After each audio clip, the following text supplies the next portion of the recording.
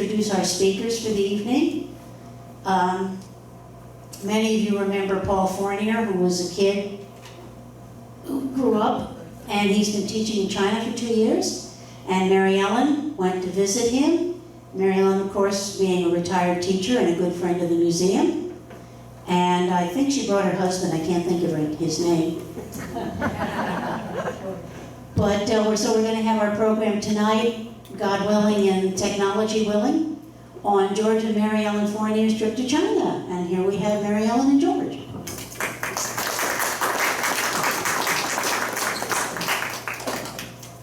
Technology.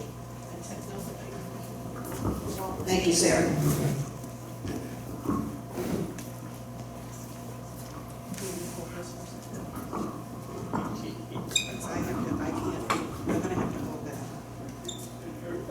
This is our technology here. So I have to go back to when our first day in China.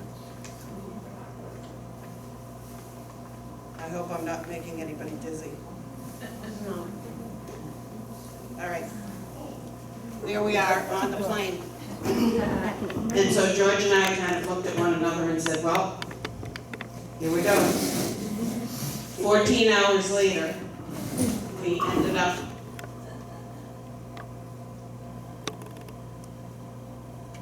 in Beijing. And of course, the first thing George wanted to look for was an American newspaper. Would shut the light a little bit, would that help it? Was it warm? It was, I have to say, it was in the 90s, almost every day that we were there for 2 weeks.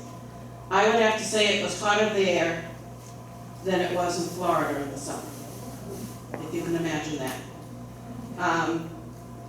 And we just drank bottled water the entire time we were there. Unfortunately, they do not have cold water. Whenever you ask for water or anything, they don't have ice, so they'll give you just a glass of water, and that's it. So I guess it was better than nothing. So George was looking for his newspaper, didn't find one then. I'm going to kind of just skip through some of them so that it doesn't take as long. This is actually Tiananmen Square. And George was trying to do his diorama of the square. I can kind of zoom in a little. And you can see there's our son Paul. And there were all different groups of people that would walk around, and they would all carry flags so that everybody wouldn't, if anybody got lost, they would just look for the flag of which group they were with. But Tiananmen Square was quite large. This was a museum we went to. It was called the Natural Museum of China. And there they had pictures and statues of all different things related back hundreds of years. In Tiananmen Square, it was smaller than Red Square in Russia, and there was no way they were going to make it number 2, so they increased the size a few years ago so they could have the larger square. That's the only place that we had seen any type of military personnel. It was a kiosk. It was 3 Chinese soldiers in camouflage with machine guns. That's the only place that we ever seen any type of military personnel. All the police officers that we've seen do not carry weapons, just billy clubs and mace. And so it's not like because it's a communist country you think there's soldiers all over the place. That wasn't the case. This is part of Tiananmen Square. As you can see, there were a lot of different tour buses there in groups. And it was mostly Chinese people coming to see Tiananmen Square because it's such a large country. It's something for them to travel to as well. This is just different views of the square itself. It's just one huge open square with buildings sort of in a square around it. That's Mao. Just a picture of him, and this was the Natural History Museum that we went into.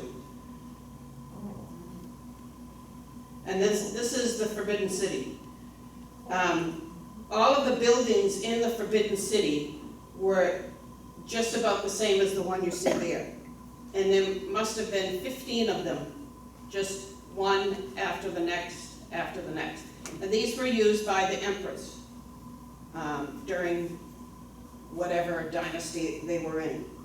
It was said that if a commodore had somehow gotten into the city or even seen the emperor, he would have been killed, because no commodore could ever get into the city, and no commodore could ever see the emperor.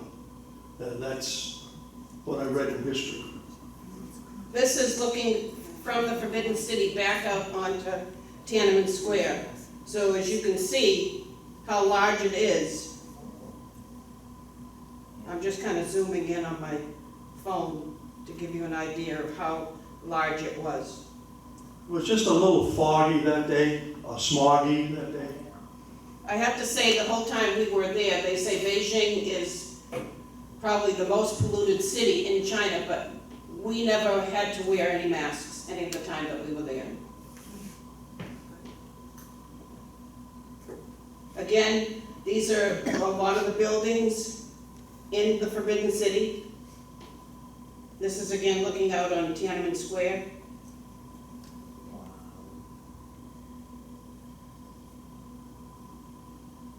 And the people in China, most of them, I don't know if you've seen any yet, if I've shown any, but a lot of them carry umbrellas because they don't like the sun. They don't believe in getting burned or tan.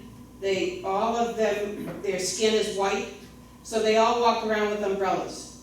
The women, they don't wear jewelry, they don't wear rings, they don't wear necklaces, earrings, but they dress, most of them dress very formally. They're always dressed up, even the children. They say that the young kids have ponytails, 2 ponytails. As they get married, they only have 1 ponytail. So that distinguishes, between someone who's married and not married. As you can see, you're just walking through this vast acreage of the Forbidden City.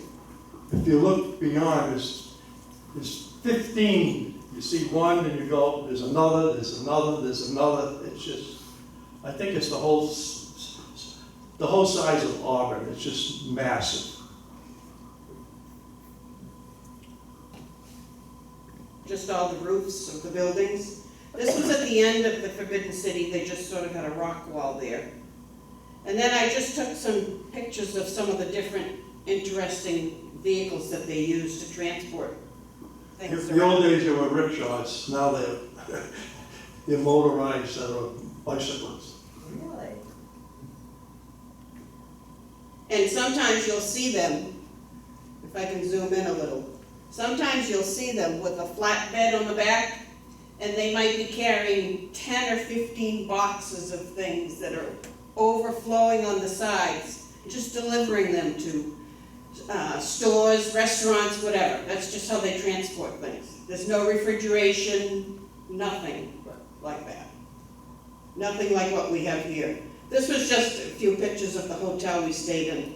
We stayed in a Holiday Inn Express in Beijing. And George found a paper to read. And this was just a picture of where we had breakfast every morning. And if they're not driving in cars, which they have, the traffic was just unbelievable. They'll have motor scooters or bikes. That's how they get around. China has more bicycles than the whole Europe. Everyone has a bicycle. Did you use a bicycle? No. But did we walk? We averaged 7 miles a day. I have an app on my phone that tells you how many steps you take, how many miles you walk. And the longest we did, one day was 22,000 steps and 7 miles. Oh, wow. So, but we did an average of 7 miles just about every day. This was one of the museums we went to. I just want to get some of my notes that I took. This was called, this was the Capitol Museum. One of the days, this second day that we were there, we went to the Capitol Museum. This was very modern. As you can see, they have malls everywhere, and huge malls. I'm talking probably 10 times the size of the Auburn Mall, and maybe 6, 7 stories. And they're everywhere throughout the city. This was just Beijing. Then we went to a planetarium. Paul wanted to stop by and visit a planetarium. We're just walking through there. If you can see in the distance on the top, you can see all the different instruments they used back hundreds of years ago to look at the stars and the skies. And steps. I can't tell you how many steps we took the entire time we were there. Every time I turned around, I'd just look up and I'd say, more steps. I'd go around a corner, more steps.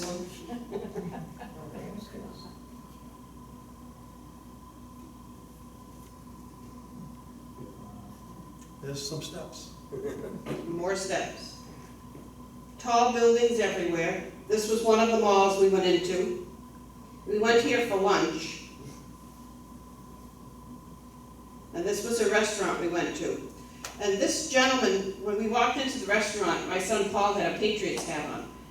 And this gentleman came over and he shook Paul's hand. He said, I had to come over and say hello to you. He was from Duxbury, Mass. And he was the manager of this restaurant. And evidently he went to school for hotel management and was, this is where he was working now. Yep. When I asked him, I said, well, seeing you from the USA, how about a big, big pitcher of cold water? He says, no problem. And I drank it all by myself. How was the food? Different. My wife lost 8 pounds and I gained 3. With the chopsticks, at the end, I had it down to a science. I think the only thing that I really ate probably the whole time I was there was fried rice, because that was the only thing that looked like it was something natural to me. Everything else, my son Paul is sort of a connoisseur of food now. He eats food from all over. But there were certain things when I looked at it, I said, no, I'm just not gonna try that. We went to the Olympic Park where the Olympics were held in 2008. And this was the Bird's Nest. I don't know if you remember it when they had the Olympics there. But there was something going on there at the time. They continued to use it for different things, whether it's shows that they put on. But there was something going on there when we were there. Those were the mascots that they had during the Olympics. I believe these buildings here might have been used by the athletes when they were there. There were quite a few of them in this particular area. And then it started to get dark, and if you look on the front of the bird's nest there, it kept changing colors, and it would have different pictures of things on the front of it.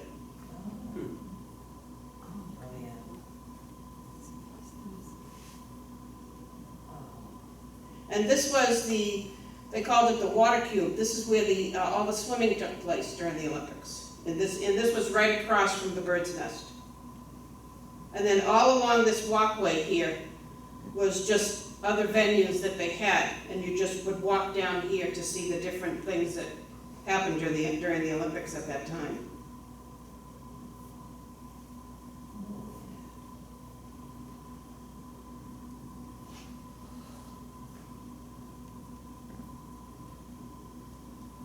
This was quite a sight. You can see the Olympic rings up at the top. Whoops, sorry.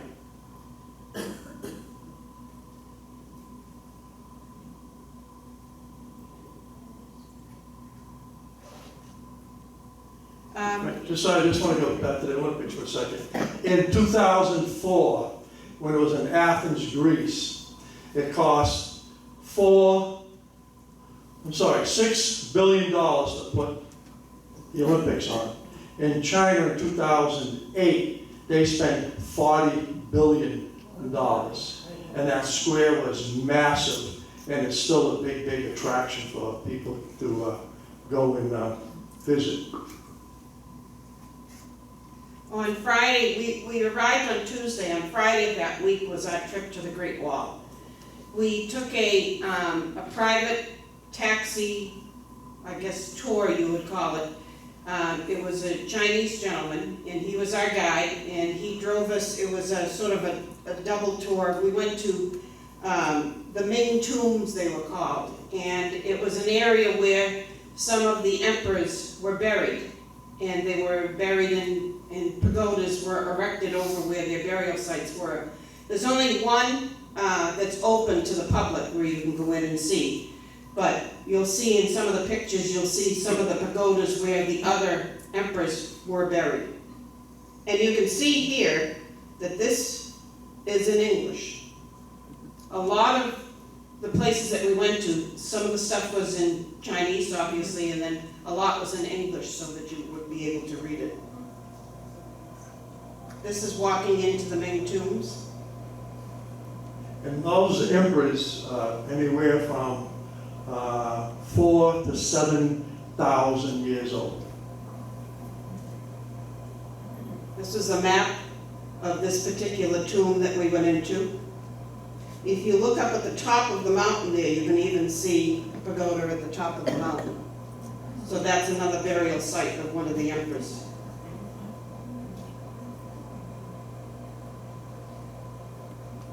This wasn't a very busy area that we went to. The guide that took us, you'll see when we get to the Great Wall, there's two main areas that you can go to the Great Wall. We went to the one that's less frequented because my son told us that there's just so many people that go to the original site of the Great Wall, and he says there's just too many people there. This was a little less invasive.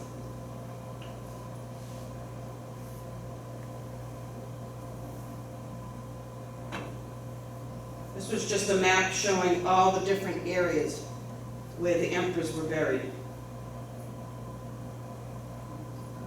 This was a museum we went into to show some of the different headgear that they wore during that time. And they did find all these at the graves.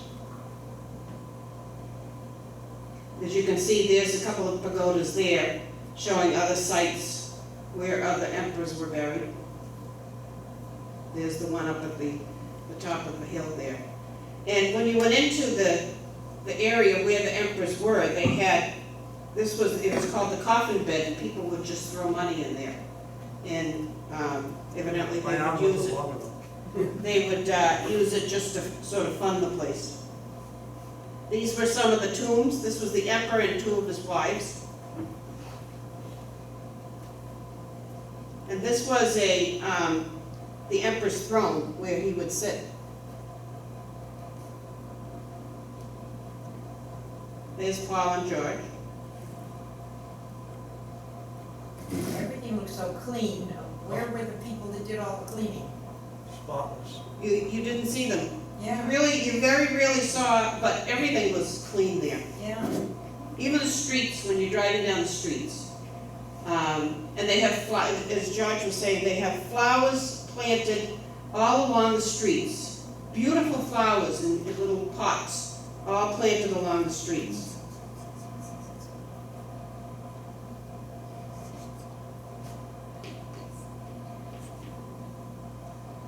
Now we're driving to the Great Wall, and as you can see in the distance, that's part of it.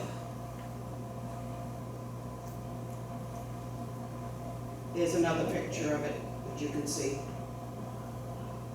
It's from Maine to Florida, that's how long the wall is. But it's not connected. There are parts that have been destroyed, and they just haven't maintained those. This is just a map of where we were. It was called Mutianyu Great Wall. This was the section that we went to. Say that 3 times fast. Mutianyu. Mutianyu. And you took a cable car up to the top in order to walk along the wall. What, no steps?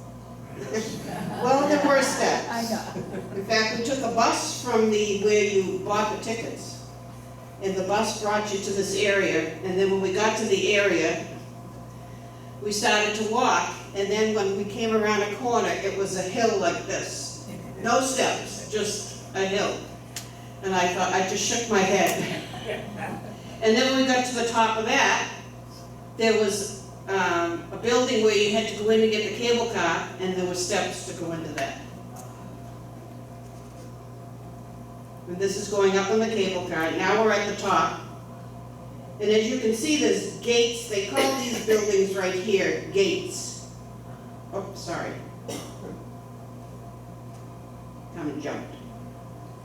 And the guide that we had, he told us to go from the gate that we got off of and go up, which was gate 14, and go up to, or tower, I should say, and go up to tower 18. Well, as you can see, those are more steps. And I was not going to go to tower 18. So we just stayed at tower 14. My son Paul, he did walk to tower 15. But then it just, as you can see, how high it went up.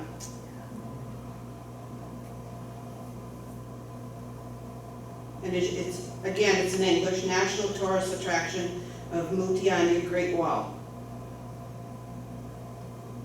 Now, if you look, we were looking from the Great Wall, and if you look here, I'll click on it, that's Beijing, back off in the distance from where we were. That's how far away from it we were.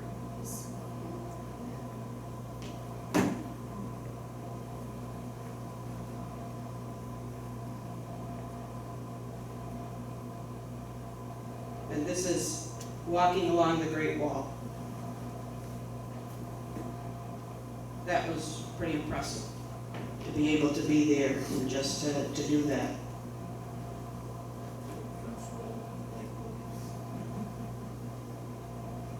And again, you can see lots of people there, but not as many as my son said would probably have been at the other part of the wall.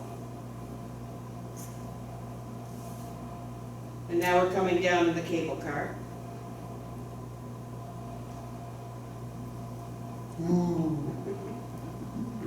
And this was our guide, and I just kind of wanted to get a picture of the town, some of the little towns that we were driving through, because most of the time we were in the big cities, and you don't see single homes. Everybody lives in high-rises, and because there's so many people. In Beijing alone, there's 19 million people, and that's not even the largest city. The largest city is Shanghai with 22 million people. This gentleman was born right by Russia, so his parents were farmers, he could speak Russian, and with that, he ended up getting a job in the agricultural part of it. And when Reagan went to China, he knew he should learn English, which he did. He rose in the Communist Party. He retired, and this is what he does. He takes American tourists on trips. Another one of the little cars that you might see there. This is just a video that you can see of the traffic. This was one of the traffic stops. But what was interesting about the traffic there's so many cars, but people also ride bicycles and motor scooters. And as that traffic is going by, you'll see people just going with their bicycles and motor scooters in between the cars that are going by. And there's no road rage, nobody yells out their windows and screams and hollers that, you're cutting me off. You never saw accidents. And it was just amazing. I just had to take a video of it. In China, all the cars are standard. There's no automatic. So every time they go to shift, a car will cut in front of them, and they'll beep the horn, beep, beep, beep, constant, cars cutting in. We were told when we get to an intersection across the street, you don't look left, you don't look right, you walk straight, and you keep going. Don't even stop. because then they'll stop for you. If you decide to Oh, they'll look hit either you. way, you're dead. But, you know, just walk, it's just incredible. We went, one of the nights, my son wanted to have Peking duck. So he took us to this restaurant, and when we went in there was a lot of people waiting. But he went up to the desk to ask how long it was going to be. And she kind of went like this with her finger. And she took us down this long corridor into this room, and she opened up the door, and there was this huge table. It was probably, it would fit in this room here. That's how round the table was. And 20 people came in, sat down at the table, and when the table was filled, she just closed the door. And we were the only Americans in there, everybody else was Chinese. So everybody would place their order, and you'd get Peking duck. That was your main course. And then you could order anything else. So we let Paul just decide what we were gonna have. So these are some of the items that we had. Uck. Another uck. That was my fried rice. That was shrimp. I think I did eat that. Now this is the Peking duck. Everybody that was, the different groups that were sitting at the table, they would come behind you with the duck and they would slice it for you.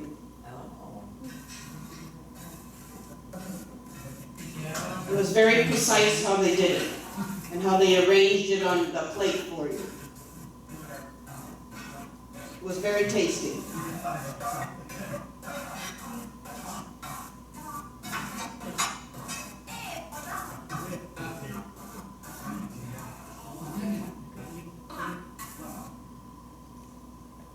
And that's how they arranged it on the plate.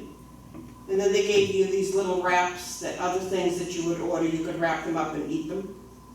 These were the other people that were sitting at the table. Again, you can see it's a huge round table. Soup. And this was a dessert. It was a type of fruit.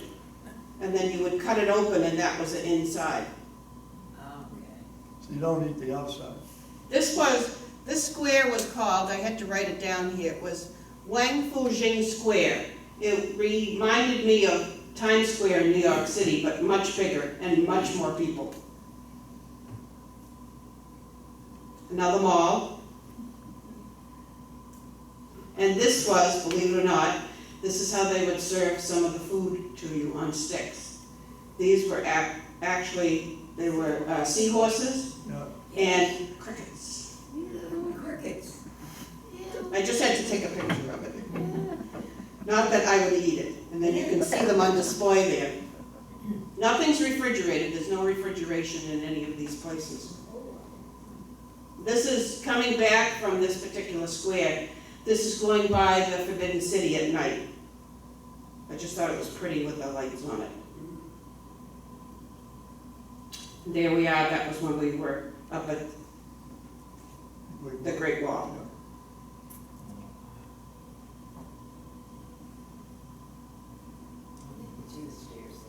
And then we went to the Beijing Zoo, where they have the giant pandas.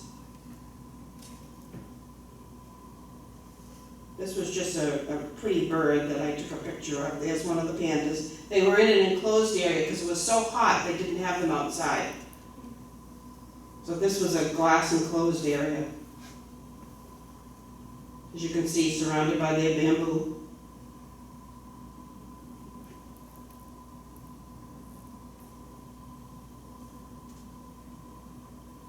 And then Babies out there. we stopped to get a cold glass of water, or a bottle of water, but again, no cold bottled water. Oh. And then this was from the zoo. We went to this place called the Summer Palace, but we decided to take what was called a motorized sort of rickshaw. So now we're in that now, riding.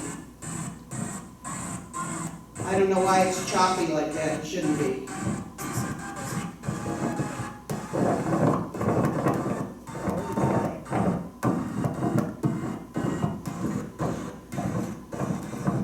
But Paul was reminding us that we took planes, we took trains, we took taxis, we took Ubers, subways, boats, We did just about any type of transportation that you could think of.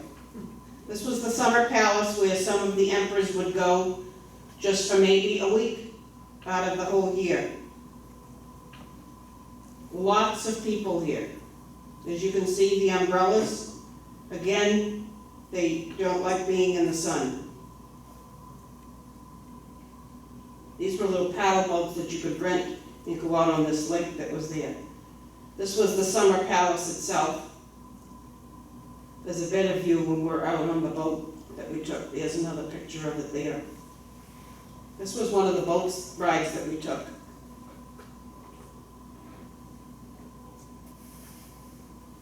And that's another view of the summer palace. This is what the boats looked from on the outside. They look like a dragon on the front. All open. Another view of the palace.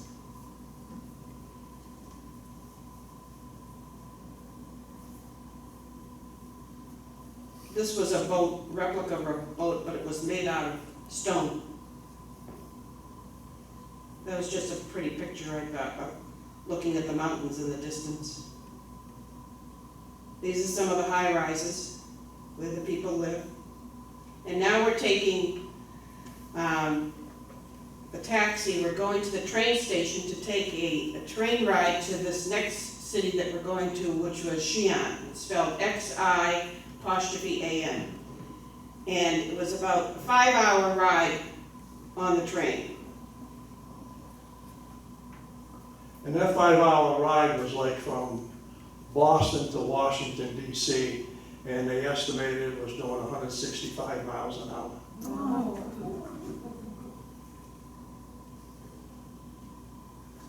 301 kilometers. That's how fast it was going. This was just some of the scenery on the train as all the mountains in the distance. Again, no matter where you look, there's flowers, shrubs, just absolutely gorgeous.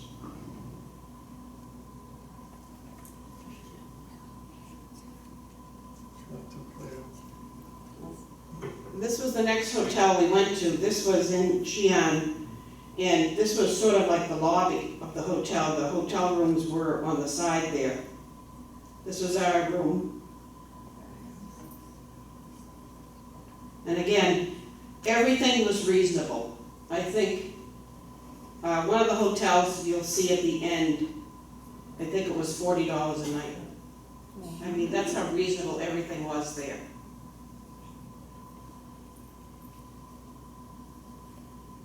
Which one is this one? This one is, it's called the Duck. I have to get my notes here. Everything is very, very reasonable. There's no tipping. So if you go to a restaurant to eat, you do not leave gratuity, a tip or anything. You go to McDonald's, you just leave your stuff, you walk away, and somebody comes and cleans up. So everybody's working. That gentleman was telling me that because of the United States with their manufacturing plants and everything scattered all over China, 7 million people were taken out of poverty. And with that, they really, truly love Americans. No matter where we went, they wanted to take our picture with us. Families would gather around and take our picture. Funny part, when I came out, I was in the restroom, I just relieved myself, I'm zipping up, and I got someone tapped me on the shoulder, I turn around, and he's got a camera, so, okay, on his phone, so I put my arm around him, he takes a picture, now I'm washing my hands, somebody else taps me. Go around, he wants to. So I came out and they said, what took you so long in there? And then the Chinese gentleman came up, and he's all smiling and waving. You know? So yeah, they just wanted to take your picture because I'm short anyways, and they're all tall. So, they were just wonderful people. This particular building was called the Wild Goose Pagoda, and this was sort of in the center of the town itself. I have another picture later on that's lit up at night. It looks like Paul has ears on us, but that was actually one of the, as you can see on the steps there, they have like little figures on the steps that you can take a picture with. We were on our way to, it was called the Muslim Quarter. There was a section of Xi'an that had, where the Muslim Chinese people live. So we went there, and as you can see, this is the street here. And again, vendors selling food. Nothing's refrigerated. You'd see like a half of a lamb just hanging up on a rack, just hanging there. And people would just go, if they'd have food out on a table or something, they'd just take it and go and sit down and eat someplace. Hundreds and hundreds of people. Did you try any of the street food? They did. Just close your eyes and eat it. With that It was good, really, yeah. He eats anything, I don't. And this was a tea that they made for George and Paul. So I took a picture of that. All kinds of fruit and with the tea. And this was that wild goose pagoda at night, lit up. It's nice to see the pictures, but if you're there, it's just awesome. And as you can see, George was looking to see if any of the guys were there. Or if there was a group he could sit down with and have coffee with. But they had McDonald's, they had Subway, they had Starbucks, Kentucky Fried Chicken, Dairy Queen, a lot of, the restaurants that you would have here. This was the name of the hotel we stayed in, the Lijing Hotel. And this was at night. And this was probably one of the highlights of the trip, besides the Great Wall. It was, I don't know if any of you are familiar with the Terracotta Army. Yeah. Yes. This was just discovered within the past 40 years. In mid-1970s, there was a farmer that unearthed these statues in his field. And as they came to dig and dig and dig, and they found all of these statues that had been requested by an emperor when he died. He wanted, this is sort of his army that he gets buried with. And so you'll see further on, but they had there were three different buildings that the Terracotta Army statues were in. And what happened was the tops were made out of wood, and so as they rotted out, caved in, and the ground caved in as they were digging for water, and that's how they found it. It was just all made out of terracotta clay, and they made the horses and the chariots. This was one of the buildings we went into that showed some of the, as you can see, some of the horses, they're just in pieces now. But they had workers there, probably students from different colleges or universities in the area. And if you look closely, you can see a lot of the pieces were marked. So eventually, I think what they'll do is probably try to put them all together. How many buildings did they wind up building over? 3. 3 buildings total? Mm-hmm. You'll And see how each- massive the, Each of the statues, there isn't one that's alike. They're all different. they're 3/4 size, so it's 3/4 size, everything is 3/4 size.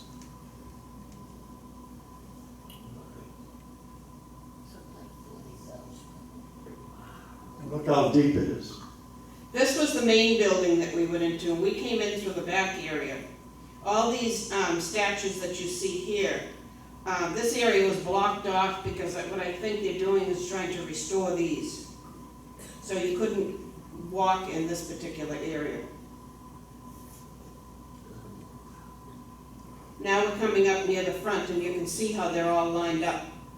And this is how they were found. And now you can see them right there.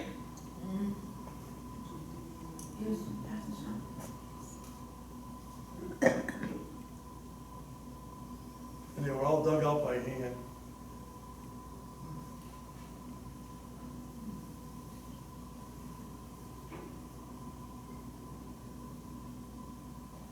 And I did do a video of this.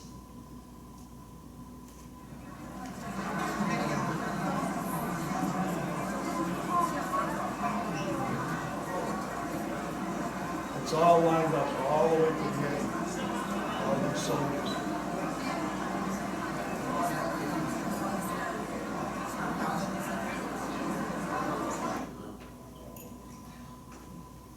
And then we were gonna get lunch. But Subway wouldn't take our credit card. You had to use Chinese money, and we didn't have any at the time.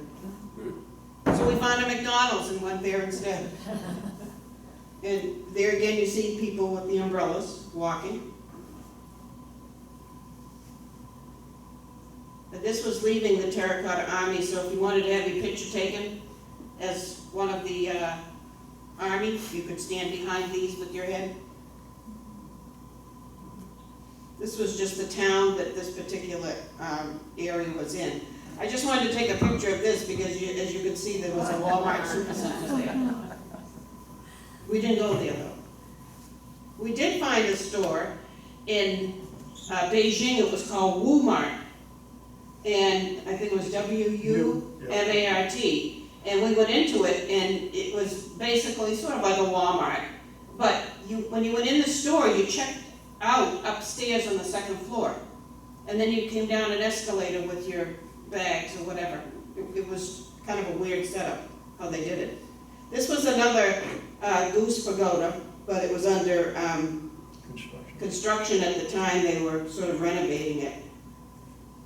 I just thought there was a neat picture taking it through the, and that George was inviting you into his home. Then I started taking pictures of the, what are they called? The Buddhas. And my son came over to me and he said, there's a sign on the front that says no photography. So I had to stop taking pictures. And we were so hot this day, we found a Western hotel and we went in just to have a drink. With ice. With ice. Now, at this hotel we stayed at in Xi'an, this was your breakfast every morning. You got a bag and it was filled with 2 hard-boiled eggs, a cucumber, some pastry, a little container of tomatoes, and yogurt. And that's what you got every morning when you left. No. This was the inside of the hotel. There's a Kentucky Fried Chicken, McDonald's. And then we walked down where the Muslim quarter was. We wanted to see what it looked like during the daytime. A lot quieter. And that was one of the Muslim women selling. You're pushing in so you can see. Yep.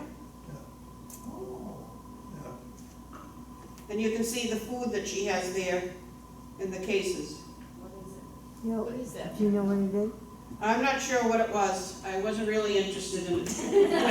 It didn't look appetizing. You didn't even like the smell. No, and the smell is what kind of got me, especially when we were walking at night. It was just the smell of the food.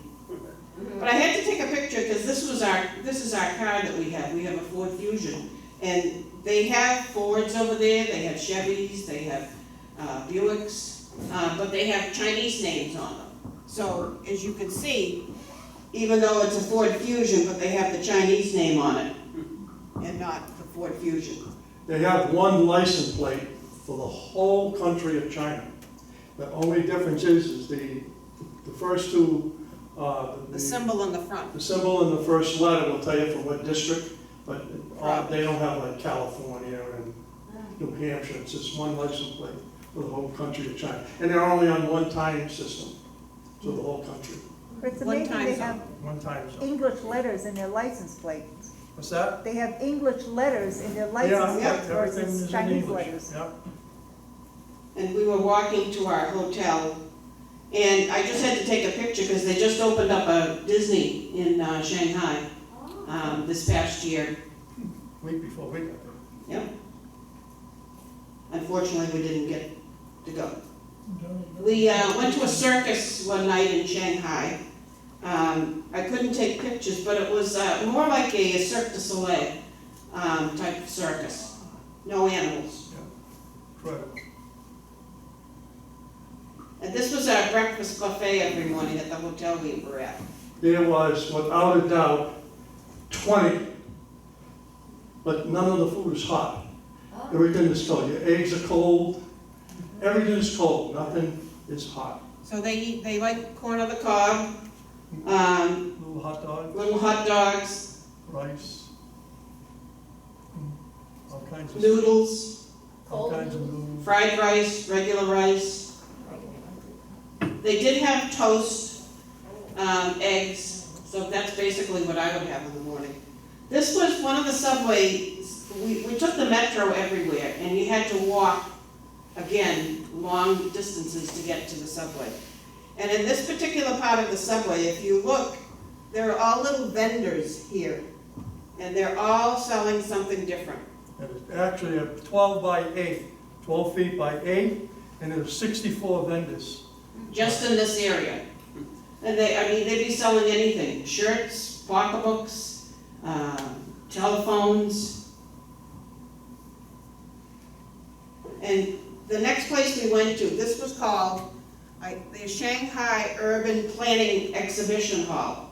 And in Shanghai are some of the tallest buildings in the world. And we went up, I'll show you when we get to it, the second tallest building in the world. Again, this was in English. It talks about Shanghai.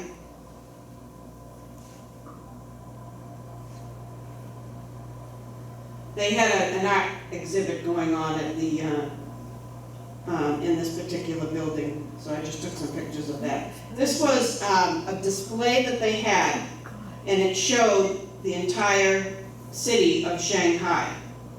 And it's the Yangtze River that goes through it. It's all the buildings, just incredible. Someone took the time to build all those little pieces. This was just a replica. Just standing up in a little walkway that you can walk around and see what the city looks like.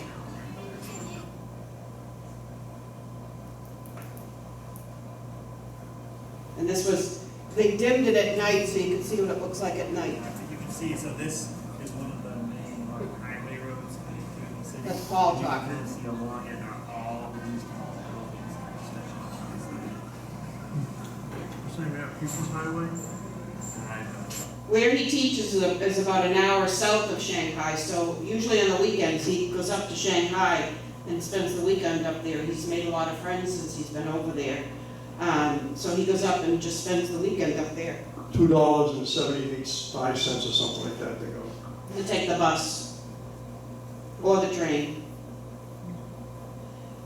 This was, we were on a bus tour, and you can see some of the tall buildings there. The one that looks like it has a ball on it, that's called the Pearl.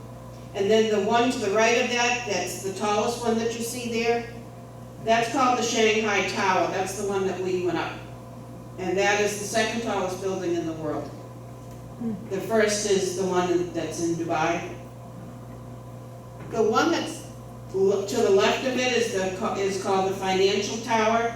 And they call it the bottle opener because it looks like a can opener. Did the elevators go all the way right away, or did you stop after? No.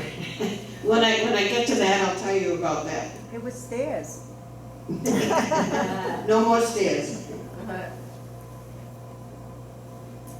They don't have dryers in China, so everybody hangs their clothes out to dry. And it can be anywhere.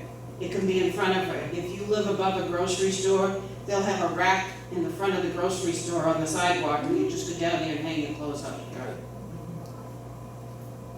This was our hotel. We stayed at another Holiday Inn Express in Shanghai. I just took a picture of this because I thought it was kind of funny to see a YMCA and a YWCA in Shanghai. This was a restaurant we went to one night. And that was your place setting. Elegant. And then I took this from my son Michael. He likes sort of gangster movies. So this was Goodfellas. This was the skyline at night in Shanghai.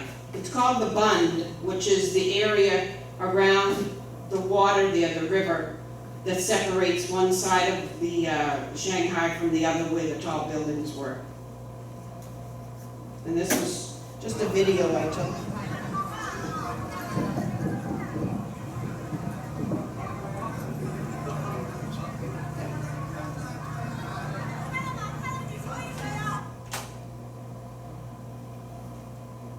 And this is from the ground looking up at that Shanghai Tower.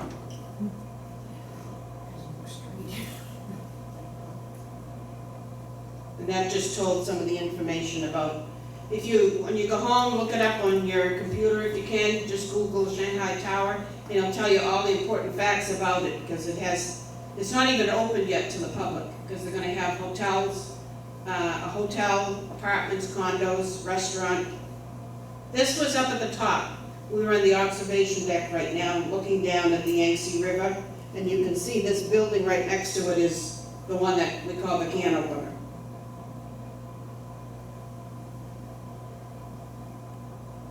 How many stories? It was 127 stories, and the observation deck was on the 121st floor. And it took 10 seconds to go up. Oh. When we were outside buying tickets, my son Paul went to get the tickets, and the gentleman told him, he said, if you have any type of motion sickness or anything that might, you might think you might not be able to take it, then don't. So Judge said, well, I don't think I'm gonna go. So I said, I don't think we're ever gonna come back here. You're gonna miss out on an opportunity like this, so he went.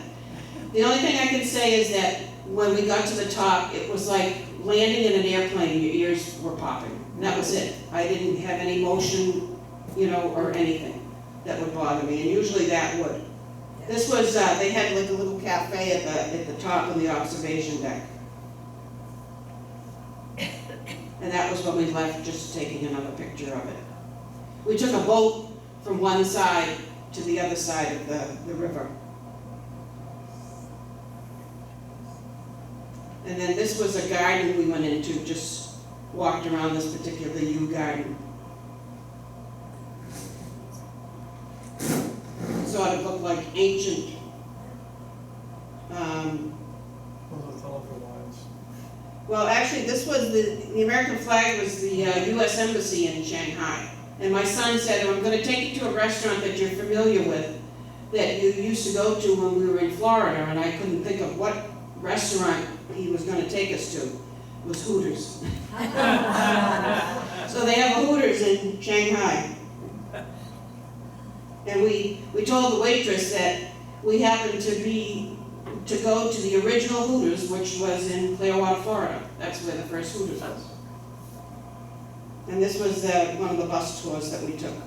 Double decker. We went to, this was called, I just want to make sure I say it right. It was the Jewish Refugee Museum that was in Shanghai. It was after World War, was it after or during? It was the only port that was open to the Jewish people during the Holocaust. They were the only ones that would accept a boatload of Jewish people, and this is where they stayed. After we visited there, we just went for some, Paul wanted some dim sum food. Another type of food that I wasn't that crazy about, as you can see. Here's one of the subways, which usually was very crowded. For some reason, this one wasn't. Some of the little side streets where they had different shops.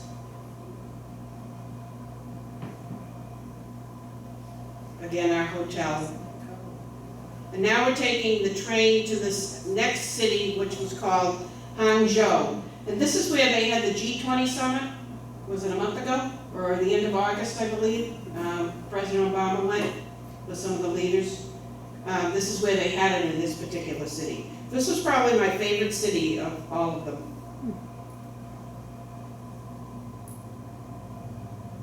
it's called West Lake, it's in the center of the city.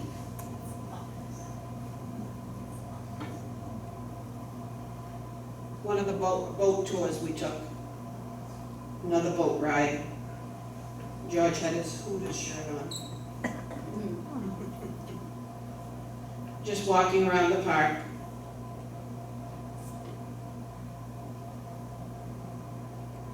I think this was the first day we had rain.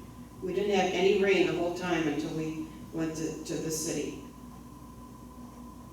And this city had, the population of Hangzhou is 7 million. 7 million people just in this city. And it wasn't that. Within the last 15 years, they've made it a destination. When they make it a destination, they move people in, they work, build up the city. Now there's 7 million people living in it. And it's beautiful. It was very different from Shanghai and Beijing, and as you can see, the streets are all lined with beautiful trees. This was just a restaurant we went to for brunch. The currency in China is called RMBs, it's the initials for it. And if you just say, take an amount, like this was 98 RMBs or UN, you divide it by 6 and that's how much it would be in American money. So it was like $13, $14, something around there for a brunch. All you could eat. I just took a picture of this woman because this is how they travel with their little kids on the front of their motor scooters. Standing up. Standing up. No car seats. No seatbelts. No helmet. And now we're taking the train to Pinghu, which is the town that Paul teaches in. And the population of Pinghu is about 500,000. These are all buildings that are being built again for all of the people that live there. What they do is they'll go and take an area, completely level it, and all those people who live in this particular area, they'll move them to these high rises. And in the high rises, they look kind of bland, but on the bottom floor, there's restaurants, there's movie theaters, there's gardens. I mean, just absolutely, and that's how they, and all those people end up working within that given community, and they all end up supporting each other. This was a hotel that we stayed at in Pinghu. And again, this was like $40 a night. This is what the hotel looked like. In New York City, it'd be $500 a night easy. This was our room.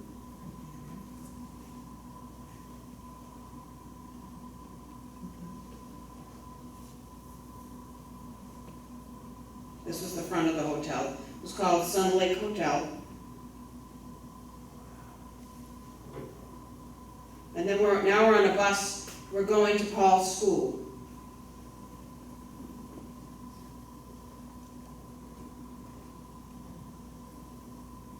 Again, motorcycles and motor scooters.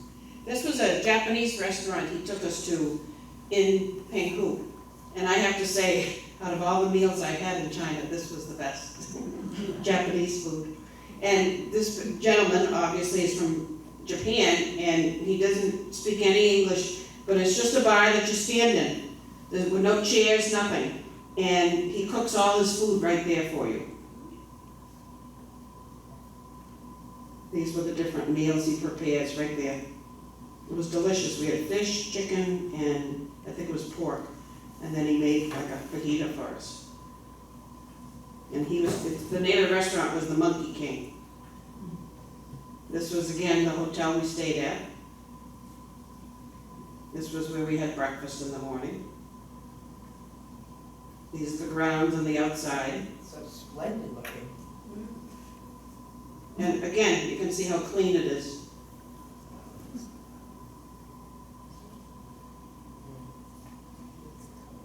And now we're going to his school. His school is called, I had to write it down because it's called St. Mary's Pinghu International School, but it's on this campus of the Zhejiang Pinghu High School. And we're walking into where the school is. All security around the outside, you had to, the guard had to let you in. It's all gated. This is the high school, not the one that he teaches at. This is the one he teaches at, as you can see, it says St. Mary's Pinghu International Department. He teaches math there. These are the classrooms. This was his class. So they have smart boards there, Suzette. You can see calculus, American names, and these are the grounds. Where his apartment is actually on the school campus. So he just has from, say, here to maybe where North American Methodist Church is to go to his apartment.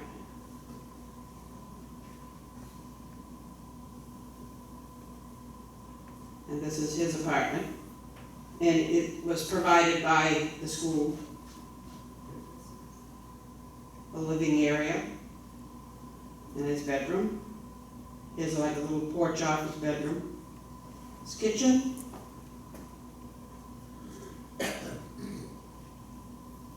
And then just a little hallway with a small room off of that. All the plants, they have, what do you call it, atomic plants? No, what do you call them? Nuclear power? Nuclear power plants all over China.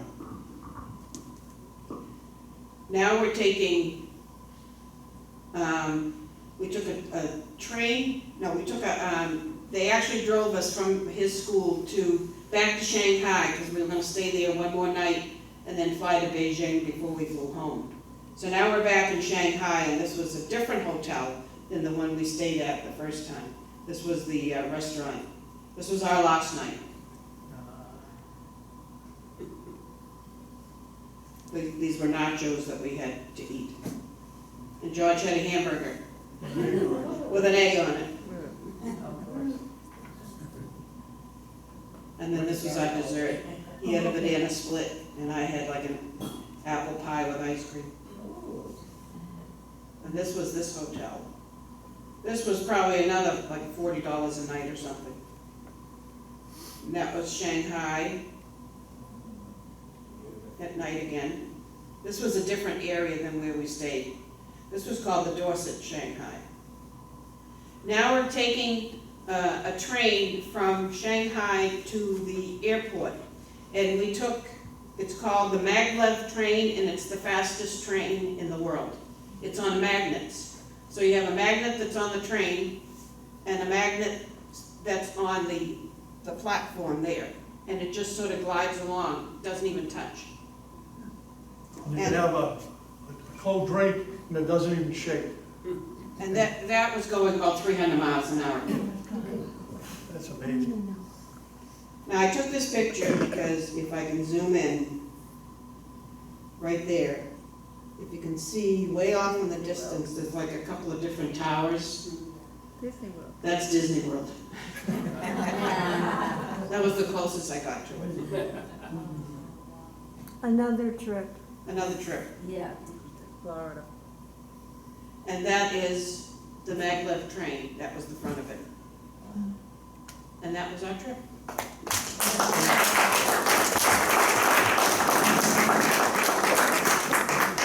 Now,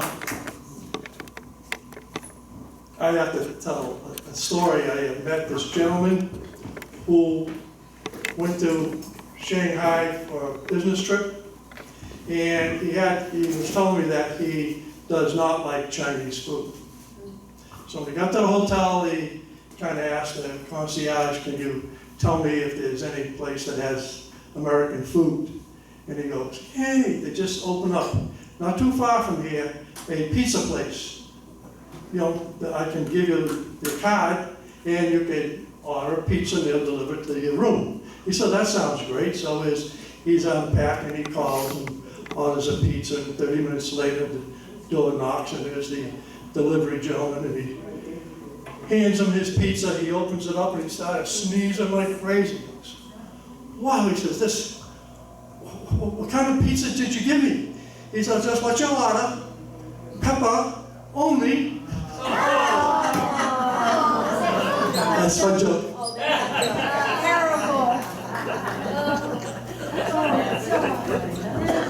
I know I did a lot of talking, so I don't know if anybody has any questions. But I actually went online this morning just to check to see what the population of China is right now. And at that particular time, because it was changing, constantly changing, but I wrote it down, it's 1,384,228,600 as of today. That's the population. There's 4 times as many people live in China than the United States. 4 times as many. I was wondering about the water. No problem drinking it like it's. Again, you just buy a bottled water, and they have bottled water in the rooms, in the hotel rooms for you, and you can get as much as you want. They'll just keep replacing it every day. And how do they provide water for all these people? Do they have The Yangtze River. from the river, I'm not sure. Yep, from it filtered from the it river? could be, yep. Thank you. I did research for a talk I did over at Kateri's Housing, and the number one thing in China to have for Christmas dinner now is Kentucky Fried Chicken.